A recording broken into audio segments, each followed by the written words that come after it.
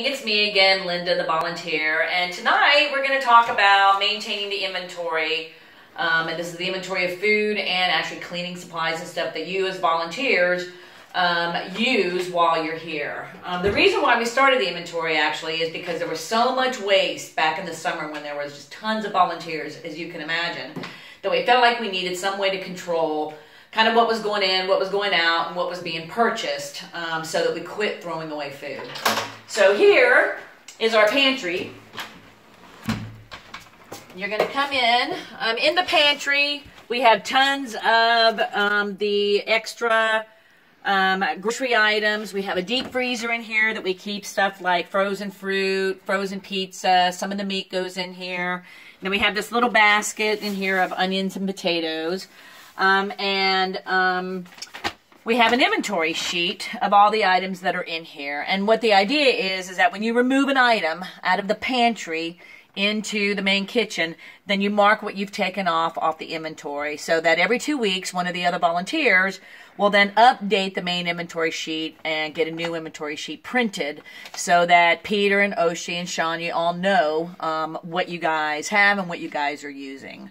And so here's the inventory sheet, so you can see where the volunteers that have been here in the last couple weeks have been marking down what they've taken, right? And then you keep it right here in this little envelope. This way all the volunteers always have access to it. Now what's important about this kitchen, and you can just imagine when we have, I don't know, 6 to 19 volunteers in here. Imagine that, 19 volunteers, and they're all trying to use the groceries and use this tiny little refrigerator. As you can see, it's jam-packed because we're cooking for a special dinner tomorrow. And so you can imagine what will happen if every volunteer goes in there and opens up their own little packet of spaghetti. All of a sudden you have 10 packs of spaghetti open. And by the way, that has actually happened. What we want to try to do is prevent that. So when you're cooking in here, and you're free to cook anything in the kitchen unless it has somebody's name on it, like this, for example. This is my own special honey, and so because it's my own special honey and I bought it, I have a little label that says Linda. So if you have something that's special to you that you don't want anybody using, just label it. It's okay. Nobody gets offended.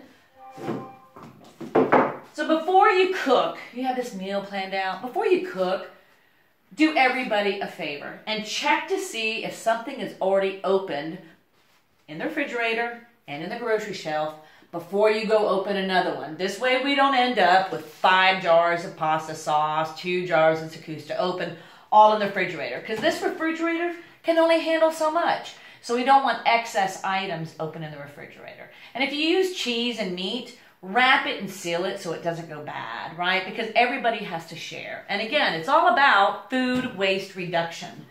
We've got compost, and then we have control, right? Reduce food waste. Thanks.